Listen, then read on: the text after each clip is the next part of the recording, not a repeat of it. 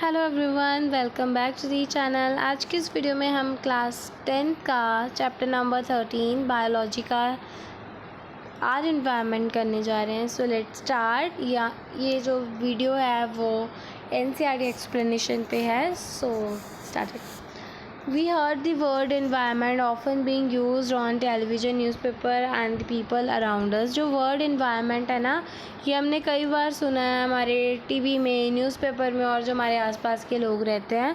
Our elders tell us that the environment is not what it used to be earlier. Others say that we work in a healthy environment, and global summit involving the development and developing countries are regularly held to discuss environmental issue. तो ये जो word environment है हमने कई बार सुना है। जैसे कुछ लोग कहते हैं कि हमको एनवायरनमेंट में अच्छे एनवायरनमेंट में काम करना चाहिए, हमने हमारे बड़ों के मुंह से सुना है ना। और जो बड़े बड़े डेवलप्ड एंड डेवलपिंग कंट्रीज़ हैं और वो भी डिस्कस करती हैं एनवायरमेंटल इश्यूज़। एनवायरमेंटल इश्यूज़ मतलब जो एनवायरनमेंट में जो इश्यूज़ क्रिएट हो रहे हैं, मतलब उनको सॉल्व करने में या उसके बारे में डिस्कस करते हैं जो एनवायरनमेंट में हो रहा है ना। In this chapter we shall be studying about how various component in the environment interact with each other and how we impact the environment। तो इस चैप्टर में हम देखेंगे कि कंपोनेंट्स क्या है एनवायरनमेंट के। मैं आपको थोड़ी सी हिंट दे देती हूँ। कंपोनेंट्स हमारे एनवायरनमेंट के दो है, बायोटिक एंड अबायोटिक। और ये भी देखेंगे कि कैसे biotic resources and abiotic resources आपस में इंटरेक्ट करते हैं। क्लियर? ये तो हम हमारी इकोसिस्टम की डेफिनेशन में पढ़ लेंगे कि वो कैसे इंटरेक्ट करते हैं। And how we impact on environment, कि हम लोग इम्पैक्ट कैसे कर एनवायरनमेंट को कैसे ख़राब कर रहे हैं, एनवायरनमेंट हमारे लिए क्यों इम्पोर्टेंट है, ये सब कुछ। ठीक है, तो स्टार्ट करते हैं with ecosystem and what are its components. तो ये सारा रीड करने से पहले हम सबसे पहले तो एक ब्लैंक स्लाइड पे चलते हैं। वहाँ पे मैं आपको इकोसिस्टम का जो मीनिंग है वो क्लियर समझाऊंगी, फिर हम एनसीईआरटी की भी एक्सप्लेनेशन पढ़ लेंगे। तो चलो हम समझते हैं कि इकोसिस्टम क्या है। अब हम सबसे पहले एक एग्जांपल लेते हैं एक पर्टिकुलर एरिया की। तो मैं कौन सा एरिया लूँ? चलो हम लोग जलंधर की बात कर लेते हैं। ठीक है, तो मैं एक पर्टिकुलर एरिया की बात कर रही हूँ, जलंधर की। अब जलंधर में क्या है, उसमें सभी प्लांट्स होंगे, है ना, ऑल प्लांट्स। उसमें एनिमल्स होंगे, एनिमल्स के साथ साथ बर्ड्स होंगे, है ना। छोटे छोटे माइक्रो ऑर्गेनिज़म्स होंगे, माइक्रो ऑर्गेनिज़म्स के साथ साथ और क्या होगा उसमें, ह्यूमन बीइंग्स होंगे, है ना, ह्यूमन बीइंग्स होंगे। और जो एक्वेटिक एनिमल्स हैं, ये इधर नहीं ना शिफ्ट हो रहा, चलो। एक्वेटिक एनिमल्स, ये सारे क्या हैं, एक पर्टिकुलर एरिया में होंगे। ठीक है, अब लुधियाना की बात कर ले, उसमें भी ये सब चीज़ें होंगी। जलंधर की बात कर लो, जहाँ पे तुम रहते हो, ये सब वहाँ पे होगा। मैं एक पर्टिकुलर एरिया ले रही हूँ आपको एग्जाम्पल समझाने के लिए। ठीक है, एक पर्टिकुलर एरिया में ये सब चीज़ें हैं और ये सब चीज़ों को हम मिलाकर क्या बोलते हैं, कम्युनिटी। मेरी बात ध्यान से सुनो। जितने एक पर्टिकुलर एरिया है जलंधर, उसमें बहुत सारे एनिमल्स होंगे, प्लांट्स होंगे, बर्ड्स होंगे, माइक्रो ऑर्गेनिजम्स होंगे, as well as human beings. तो इन सभी को मिलाकर क्या बनती है, एक कम्युनिटी बनती है। क्या बनती है? एक कम्युनिटी बनती है। ठीक है, ये सभी क्या है, कम्युनिटी के ही तो पार्ट हैं। इतनी बात समझ में आई? एक पर्टिकुलर एरिया में बहुत सारी लिविंग चीज़ें मिलती हैं, ये सभी चीज़ें क्या मिलके बनाती हैं, एक कम्युनिटी बनाती है। ठीक है, अब ये जो कम्युनिटी है, ये जो हमारी कम्युनिटी है, ये लिविंग ऑर्गेनिजम्स के ऊपर भी डिपेंड है, नॉन लिविंग ऑर्गेनिजम्स के ऊपर भी डिपेंड है।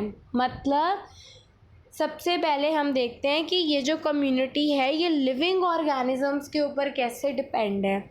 जैसे मैं एग्जांपल लेती हूँ प्लांट की। ठीक है, प्लांट की मैं बात कर रही हूँ। हम ह्यूमन बीइंग्स प्लांट्स के ऊपर डिपेंड है डायरेक्टली और इनडायरेक्टली। क्यों? क्योंकि प्लांट्स जब फोटोसिंथेसिस करते हैं ऑक्सीजन रिलीज़ करते हैं, which is very important for us, जो हमारे लिए बहुत इंपॉर्टेंट है। हमको फ्रूट्स, वेजिटेबल्स, बहुत सारी चीज़ें मिलती हैं। बर्ड्स, एनिमल्स, ठीक है, बर्ड्स और एनिमल्स भी प्लांट्स के ऊपर डिपेंड है। क्लियर? अब ये जो कम्युनिटी है ये नॉन लिविंग चीज़ों के ऊपर कैसे डिपेंड है? एयर हो गई, हमारी ऑक्सीजन होगी, हमारा वाटर हो गया, ये तीनों नॉन लिविंग चीज़ें ही तो हैं। We are also depend on these three things, है ना। ये तीनों चीज़ें नॉन लिविंग है और हम इनके ऊपर भी डिपेंड हैं। मैंने क्या बोला कि एक मिनट, मैं ना इसको इरेज करती हूँ, सारा नहीं, थोड़ा सा। ये जो कम्युनिटी है ना, ये जो हमारी कम्युनिटी है ये किसके ऊपर डिपेंड है? लिविंग चीज़ों के ऊपर भी डिपेंड है, ठीक है, प्लस नॉन लिविंग चीज़ों के ऊपर भी ये हमारी पूरी कम्युनिटी डिपेंड है।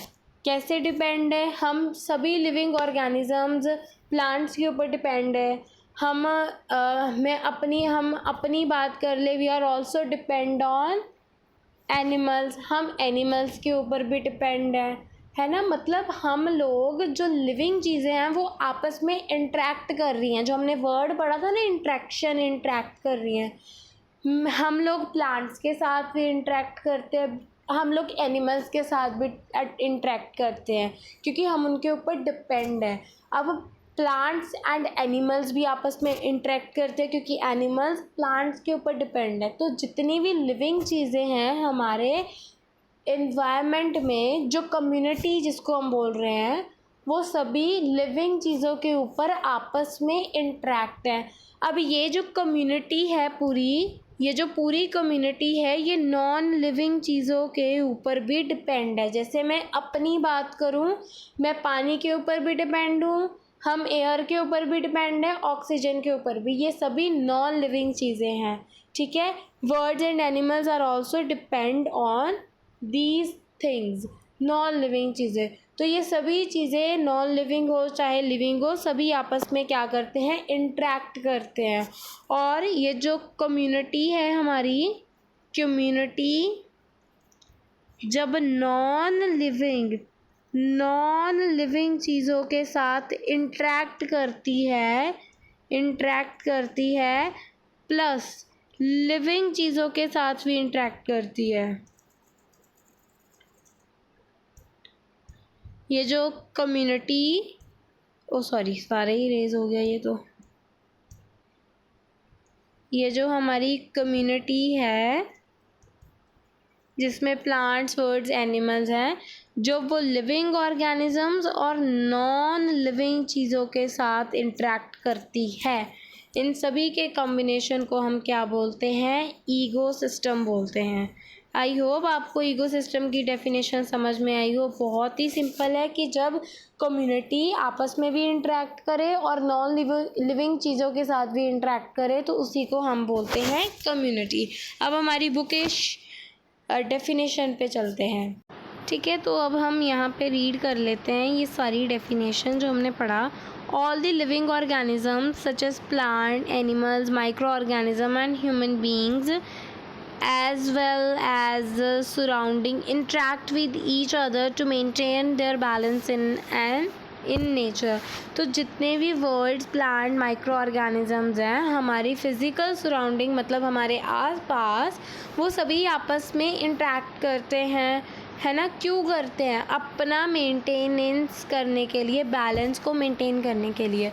अब हम ह्यूमन बीइंग्स हम अपने आप को मेंटेन करने के लिए प्लांट्स के साथ इंटरेक्ट करते हैं, एनिमल्स के साथ इंटरेक्ट करते हैं। तो सिमिलरली जो सभी छोटे छोटे ऑर्गेनिजम्स भी हैं ना, वो भी इंटरेक्ट करते हैं। जैसे हम बात करें अमीबा की, वो क्या है? एक माइक्रो ऑर्गेनिज्म है, वो लिविंग है, तो वो भी तो अपने फूड के लिए किसी लिविंग चीज़ के साथ इंटरेक्ट करता होगा। तो हम सभी इंटरेक्ट करते हैं, क्यों करते हैं? अपना मेंटेन करने के लिए बैलेंस को नेचर में। All the interaction living organism in a particular area, देखो, all the interaction in organism, जितनी भी इंट्रैक्शंस ये जो सभी हो रही हैं नॉन लिविंग चीज़ों के साथ भी, किसमें, इन्वायरमेंट में, वो क्या बनाती हैं, इकोसिस्टम बनाती हैं।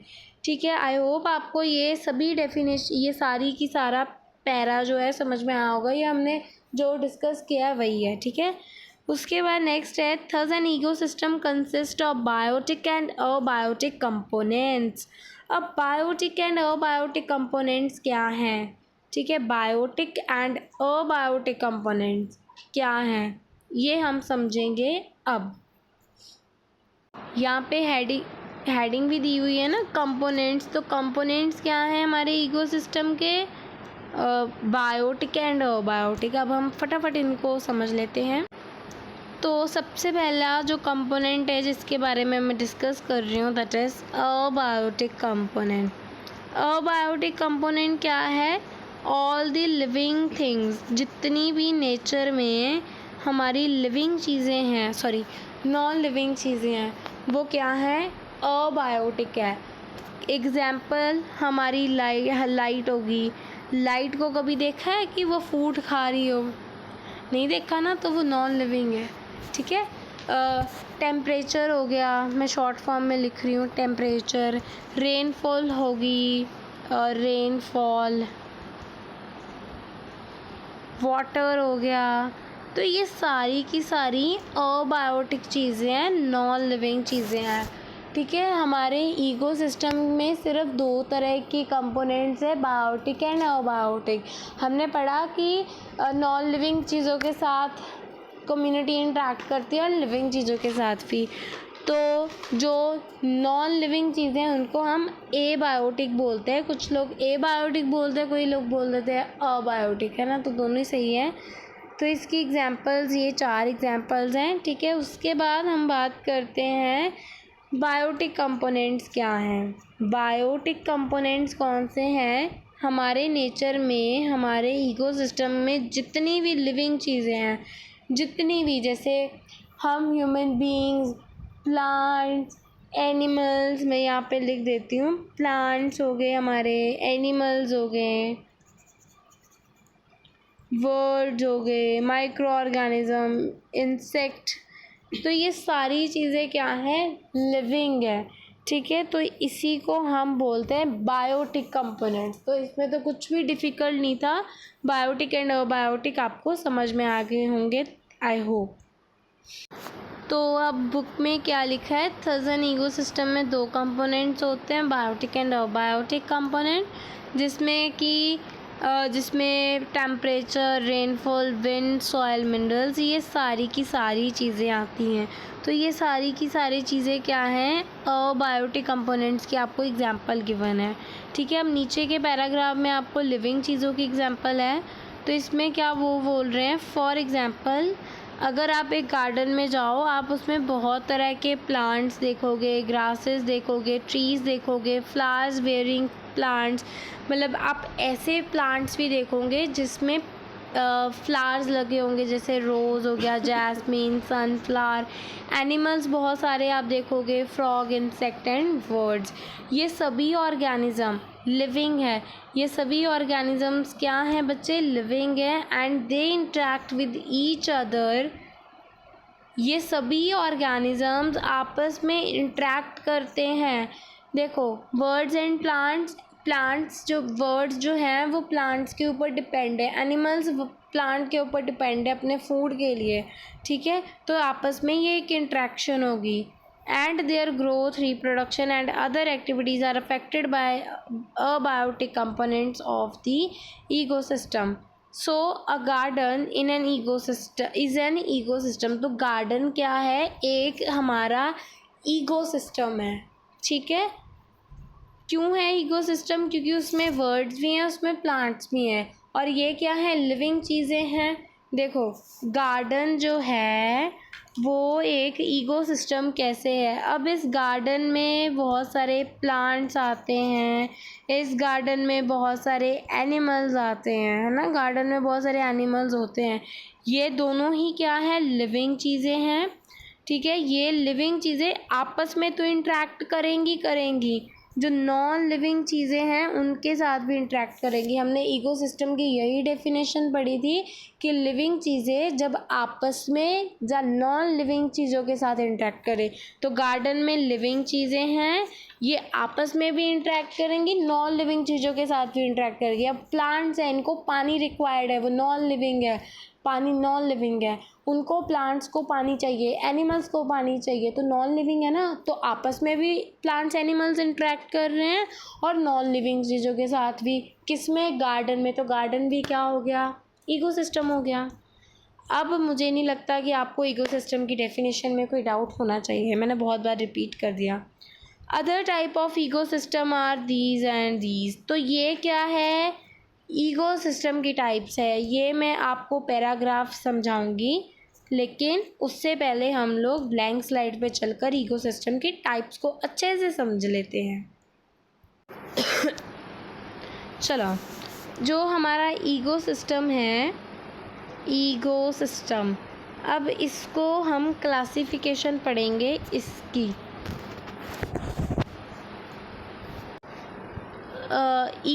इकोसिस्टम की क्लासिफिकेशन। तो जो हमारा इकोसिस्टम है, हम इसको नेचर के बेसिस पे, साइज़ के बेसिस पे एंड ड्यूरेशन के बेसिस पे क्लासिफाई कर सकते हैं।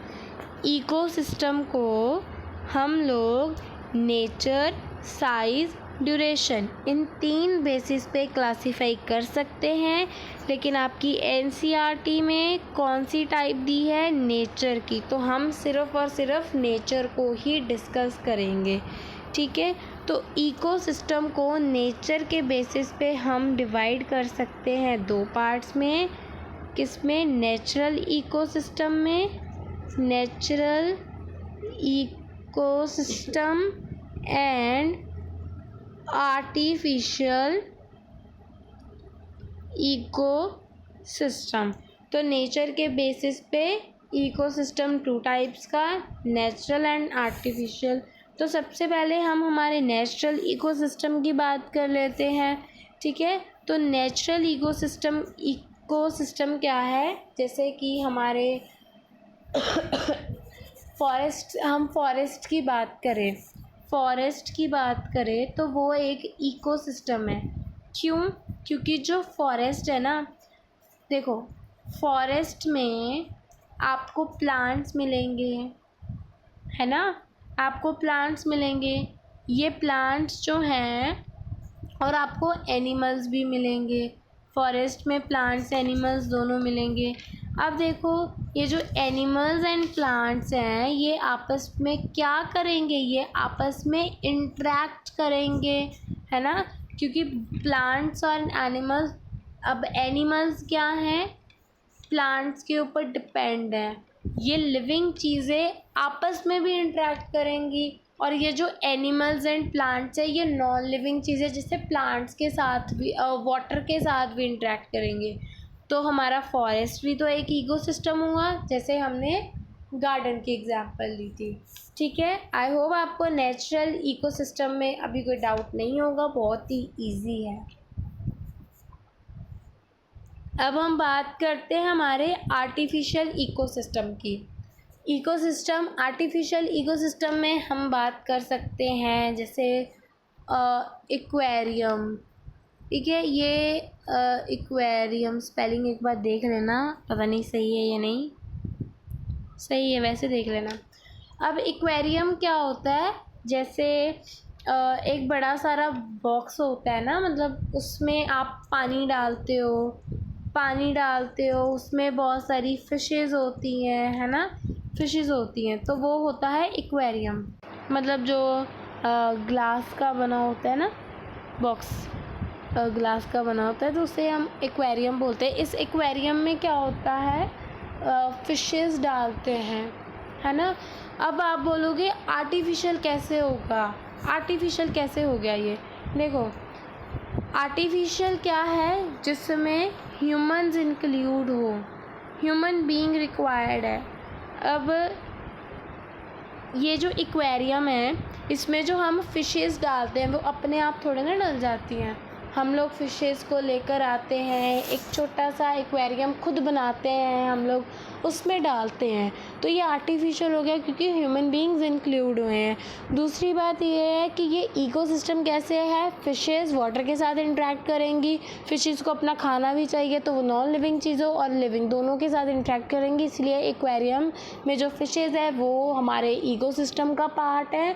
और दूसरी बात ये है कि ह्यूमन बीइंग्स एक्वेरियम बनाते हैं, छोटी छोटी फिशेस को लेकर आते हैं, एक पानी ग्लास जैसे बॉक्स में पानी डालते हैं, फिशेस को डालते हैं, तो ये हमारा क्या है, एक इकोसिस्टम का पार्ट है। और ये कौन सा है, आर्टिफिशियल है क्योंकि ह्यूमन बीइंग्स बनाते हैं। तो आई होप आपको ये एग्जाम्पल से समझ में आ गया हो। तो जो मैंने आपको एग्जांपल दी थी एक्वेरियम की, अब एक्वेरियम में हम लोग कई बार क्या करते हैं, जो आर्टिफिशियल प्लांट्स मतलब उनको एक आर्टिफिशियल इन्वायरमेंट देते हैं, किनको, फिशीज़ को, ठीक है। Artificial environment in a sense कि हम खुद बनाते हैं, मतलब वो उनको नेचुरल इन्वायरमेंट नहीं वहाँ पे मिलता। अब आप जो समुंदर वगैरह बने हैं उनमें उनको नेचुरल इन्वायरमेंट मिलता है, लेकिन एक्वेरियम में नहीं मिलता। हम लोग कई बार आर्टिफिशियल प्लांट्स वगैरह भी बीच में रख देते हैं, तो ये सब क्या है, एक आर्टिफिशियल चीज़ें हैं, तो इसीलिए हम एक्वेरियम को आर्टिफिशियल इकोसिस्टम में कंसीडर करते हैं। इकोसिस्टम क्यों है, क्योंकि सभी चीज़ें उसके अंदर जो हैं वो आपस में इंटरेक्ट कर रही हैं। अदर टाइप ऑफ इकोसिस्टम क्या है, जैसे फॉरेस्ट हो गया, पॉन्ड्स हो गए, लेक्स हो गए, ये सभी नेचुरल इकोसिस्टम है। जैसे गार्डन, क्रॉप फील्ड, ये आर्टिफिशियल है।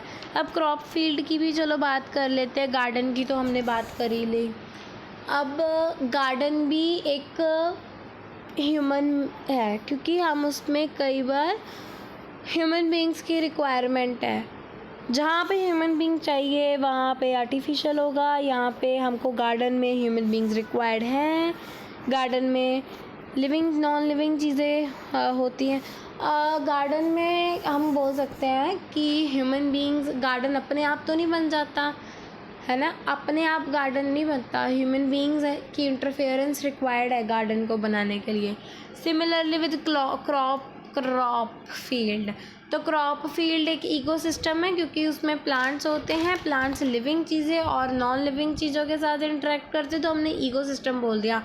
लेकिन ये ह्यूमन कैसे हैं, अब क्रॉप जो है वो फील्ड में अपने आप नहीं ग्रो हो जाती, ह्यूमन बीइंग्स की रिक्वायर्ड है, इंटरफेरेंस रिक्वायर्ड है। तो क्रॉप फील्ड मतलब जहाँ पे ऐसी फील्ड जहाँ पे क्रॉप्स ग्रो हो रही हों, तो ह्यूमन बीइंग्स की रिक्वायरमेंट है इंटरफेरेंस की। आर्टिफिशियल इकोसिस्टम जहाँ ह्यूमन मेड इकोसिस्टम हो जाएगा वो।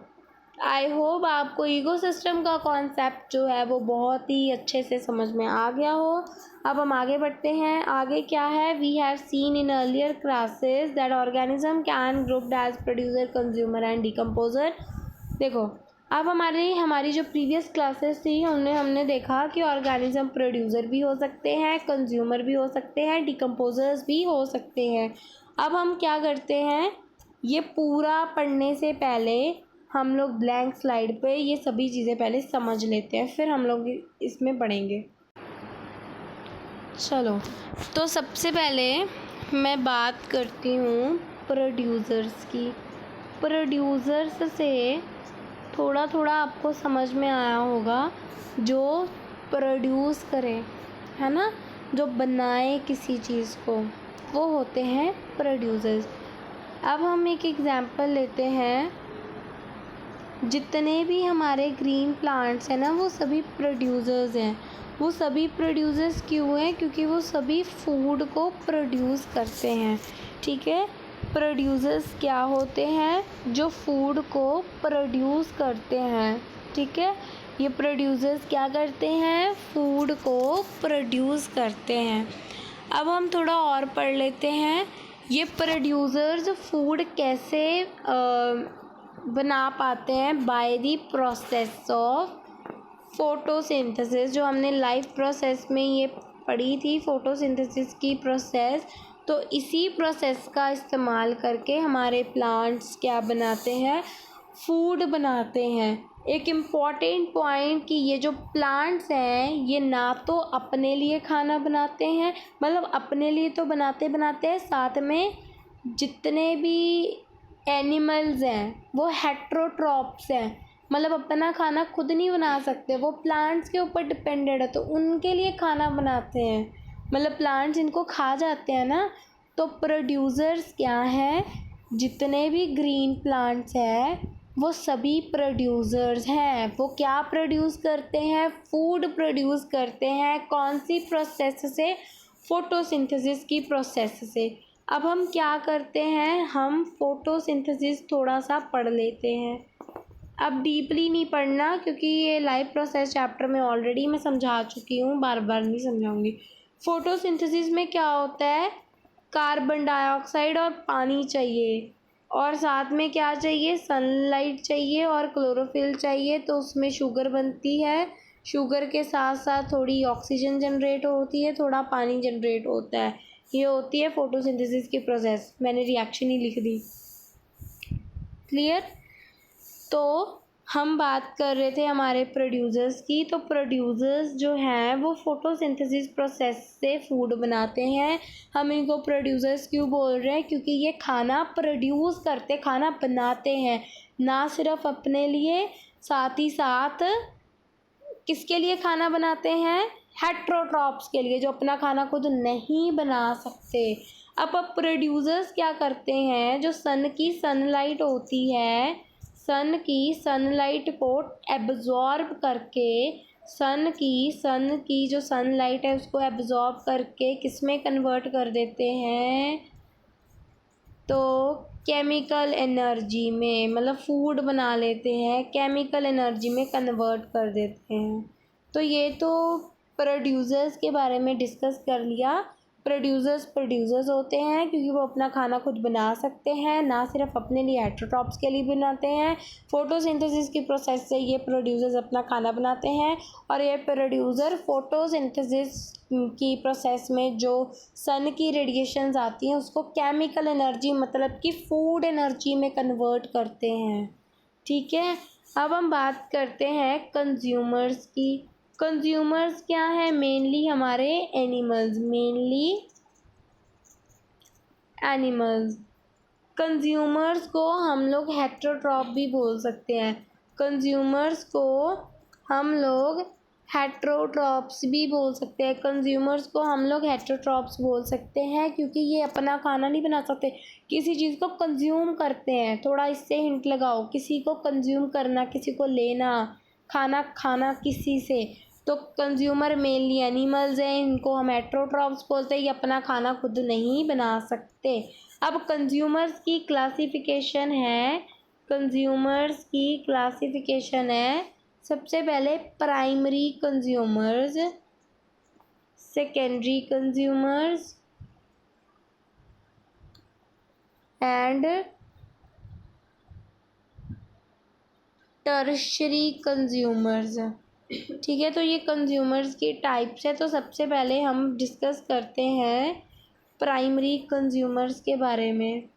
ये जो प्राइमरी कंज्यूमर्स होते हैं हम इनको हेर्बीवोर्स बोलते हैं। हेर्बीवोर्स क्या होते हैं, जो सिर्फ और सिर्फ प्लांट प्रोडक्ट खाएं, प्लांट्स को खाएं। ठीक है। जैसे ग्रास होगी, लीव्स होगी, स्टेम, वुड, इन सभी चीज़ों को खाते हैं हमारे हेर्बीवोर्स। तो प्राइमरी कंज्यूमर्स क्या है, इनको हम हेर्बीवोर्स भी बोलते हैं क्योंकि ये सिर्फ और सिर्फ प्लांट की चीज़ें खाती है, प्लांट के जो बने हुए हैं प्रोडक्ट उनको खाते हैं।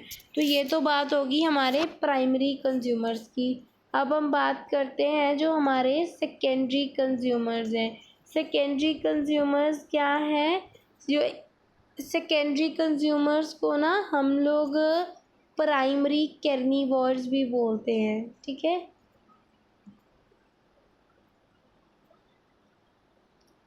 प्राइमरी कैर्निवोर्स हम किनको बोलते हैं, हमारे सेकेंडरी कंज्यूमर्स को। अब ये सेकेंडरी कंज्यूमर्स क्या करते हैं, सेकेंडरी कंज्यूमर्स जो हैं ईट हेर्बीवोर्स, ठीक है। सेकेंडरी कंज्यूमर्स क्या करते हैं, हेर्बीवोर्स से अपना खाना लेते हैं। क्लियर।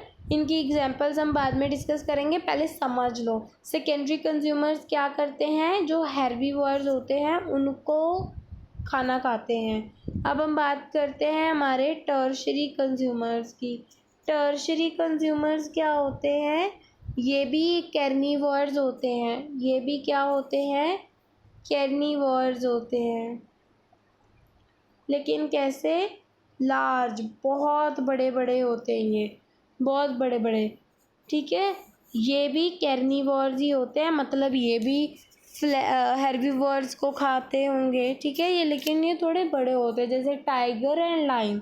अब हम बात करते हैं प्राइमरी कंज्यूमर, जो है प्राइमरी कंज्यूमर को हम ऐसे भी लिख देते हैं, secondary consumer and tertiary consumer, ठीक है। टर्शरी को 3 ऐसे 2 1 शॉर्ट फॉर्म में। प्राइमरी कंज्यूमर में जैसे कि हम बात कर सकते हैं हमारे बैफलो, काओ, डियर, ये 3 एग्जाम्पल्स, काओ, बैफलो, डियर, ये 3 एग्जाम्पल्स याद कर लेना। सेकेंडरी कंज्यूमर में फ्रॉग,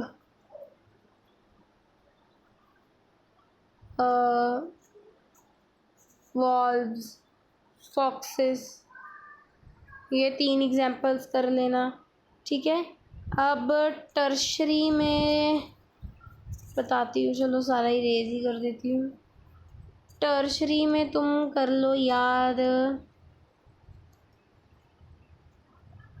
जितनी भी वाटर बग्स हैं, है ना, टाइगर हो गया, टाइगर, ईगल, ये 3 एग्जाम्पल्स कर लो, ये याद कर लेना, ठीक है, इम्पॉर्टेंट है। अब हम आगे बढ़ते हैं। तो हमने हमारे प्रोड्यूसर एंड कंज्यूमर्स तीनों की बात कर ली। कंज्यूमर की 3 कैटेगरी है, प्राइमरी, सेकेंडरी एंड टर्शरी। अब हम बात करते हैं हमारे डिकम्पोजर्स की, ठीक है। इसमें आपको 2 ही पॉइंट्स याद करने हैं, स्पेलिंग, सॉरी, POSCRS, दोबारा ही लिख देती हूँ।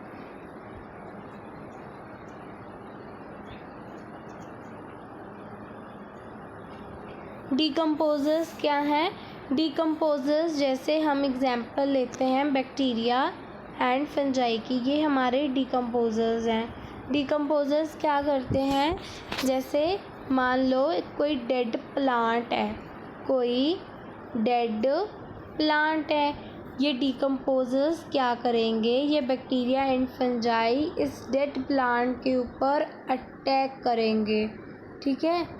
ये डिकम्पोजर्स क्या करेंगे, ये डिकम्पोजर्स इस डेड प्लांट, मर चुका है ये, इसको, इसके ऊपर अटैक करेंगे।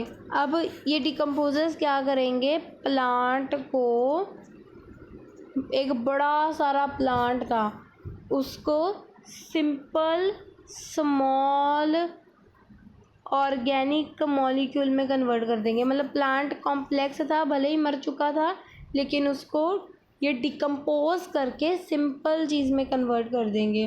अब एक और बात, ये जो डिकम्पोजर्स है ये हमारे एनवायरनमेंट को क्लीन करने में हेल्प करते हैं। कैसे, अब देखो डिकम्पोजर्स क्या करते हैं, जितने भी डिकम्पोजर्स क्या करते हैं, जितने भी डेड एनिमल्स हैं, जितने भी डेड प्लांट्स हैं, या कोई और डेड चीज़ जो मतलब ऑर्गेनिक मैटर हो जिसमें, ठीक है, ऑर्गेनिक मैटर, जैसे ऑर्गेनिक मैटर हो जिसमें, तो उसको ये डिकम्पोज करते हैं। अब मान लो प्लांट्स को, एनिमल्स को कोई डिकम्पोज नहीं करेगा तो हमारी धरती तो उन्हीं से भर जाएगी, है ना। तो इन्वायरमेंट को क्लीन करने में हेल्प इसलिए करते हैं क्योंकि ये उनको डिकम्पोज कर देते हैं और हमारा इन्वायरमेंट जो है वो साफ़ रहता थोड़ा। अगर वो डिकम्पोज ना करे तो हमारी जो धरती, एनिमल्स और प्लांट्स की जो लाशें उनसे ही भर जाए ना, तो इसीलिए ये इन्वायरमेंट को क्लीन करते हैं। दूसरी बात, सबसे मेन पॉइंट जो मैं आपको अब पढ़ा रही हूँ, nutrient cycle. Nutrient cycle. Decomposers जो है ये बहुत ही इम्पॉर्टेंट रोल प्ले करते हैं न्यूट्रिएंट साइकिल में। अब हम कैसे समझें, हम एक फूड चेन लेते हैं, एक प्लांट है, इस प्लांट को डियर ने खा लिया, इस डियर को किसने खा लिया, एक लायन ने या टाइगर ने, किसी ने भी खा लिया। अब देखो प्लांट में क्या था, प्लांट में ऑर्गेनिक मैटर था, ऑर्गेनिक मैटर था। अब ये ऑर्गेनिक मैटर इस डियर के पास चला गया, क्यों, क्योंकि डियर ने प्लांट को खा लिया। जो ऑर्गेनिक मैटर प्लांट में होगा वो डियर के अंदर आ जाएगा। अब डियर को एक लाइन ने खा लिया, ऑर्गेनिक मैटर इस लाइन में भी आ जाएगा।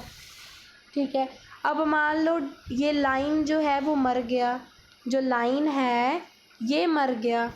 ठीक है, मर गया। अब मान लो डीकम्पोजर्स आए, डीकम्पोजर्स आए, ये जो मरा हुआ लाइन है ना, मैं यहाँ पे बनाती हूँ, ये लाइन है, ये अब मर गया। ठीक है, अब क्या होगा, अब डीकम्पोजर्स आएंगे इस मरे हुए लाइन को, ये जो डीकम्पोजर्स हैं ये इस मरे हुए लाइन को डीकम्पोज कर देंगे। अब लाइन ने डियर को खाया था, इसके पास क्या होगा, ऑर्गेनिक मैटर होगा।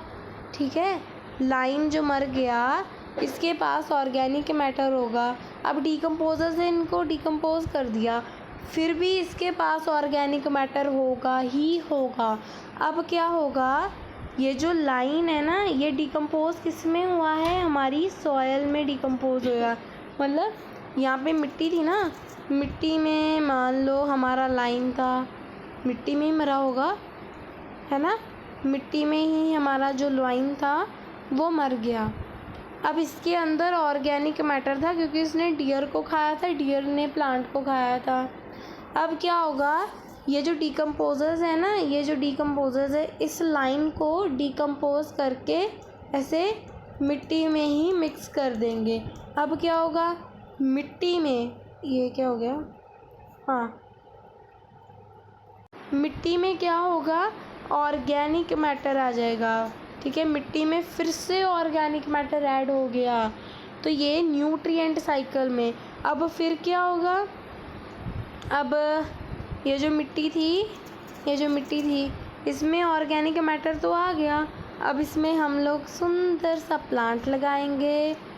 मैंने पहले ही ट्री बना दिया, ये फिर से ट्री क्या करेगा, ग्रो करेगा, फिर से इसको डियर खा लेगा, फिर से इसको टाइगर खा लेगा, फिर से टाइगर मिट्टी में मर जाएगा, फिर से उसके ऑर्गेनिक मैटर मिट्टी में आ जाएंगे, फिर प्लांट ग्रो होगा, ऐसे ये साइकिल चलती रहती है। तो ये डीकम्पोजर्स का काम है, कितना रोल प्ले करते हैं ये। तो अभी हमने जो भी पढ़ा है ना वही सब चीज़ें हैं, तो हमने ये तो चलो यहाँ तक तो पढ़ लिया था।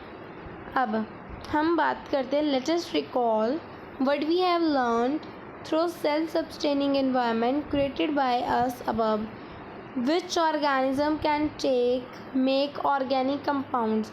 ठीक है, ऐसे ऑर्गेनिज्म जो अपना ऑर्गेनिक कंपाउंड शुगर, स्टार्च खुद बना सके ऑर्गेनिक सब्सटेंस से रेडिएंट एनर्जी का यूज़ करके। ठीक है, इसमें फोटोसिंथेसिस की बात की है। Inorganic substances water plus carbon dioxide को ले, सोलर की एनर्जी को ले और क्या सिंथेसिस करे, organic compound produce and starch. ठीक है, तो ये फोटोसिंथेसिस की प्रोसेस है। ऑल ग्रीन प्लांट्स, जितने भी ग्रीन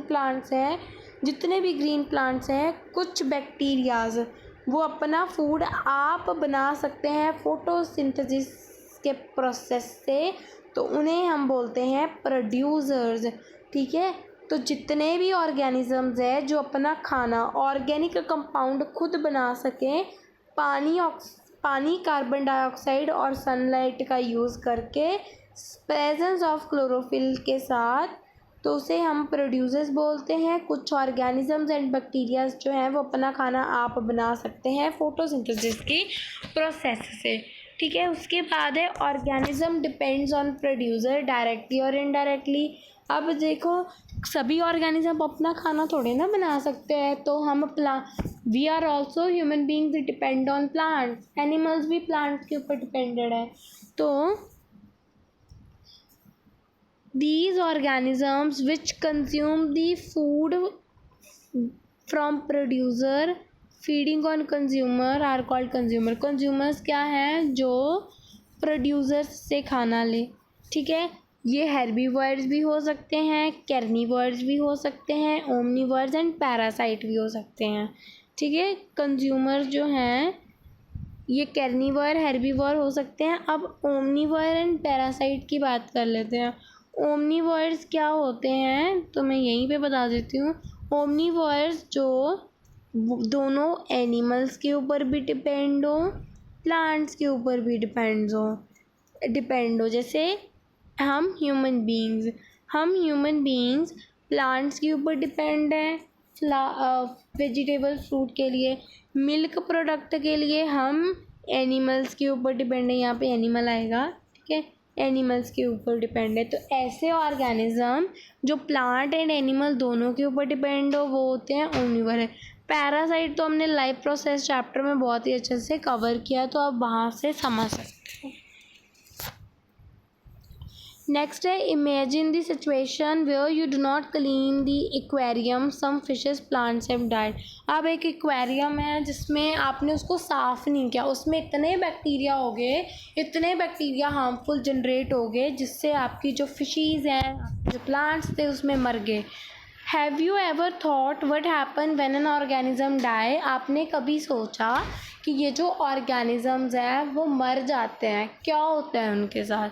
सो दी माइक्रो ऑर्गेनिज्म जैसे बैक्टीरिया एंड फंजाई ये क्या करते हैं, डेड रिमेन जैसे कि मरे हुए प्लांट्स, मरे हुए एनिमल्स, इनको ब्रेक डाउन करते हैं, तोड़ देते हैं, ठीक है। एंड ऑल्सो जो उनका वेस्ट प्रोडक्ट होता है, आप मतलब जो एनिमल्स वगैरह है वो वेस्ट भी जनरेट करते हैं, तो वेस्ट प्रोडक्ट जो है ये डिकम्पोजर्स उसको भी डिकम्पोज कर देते हैं।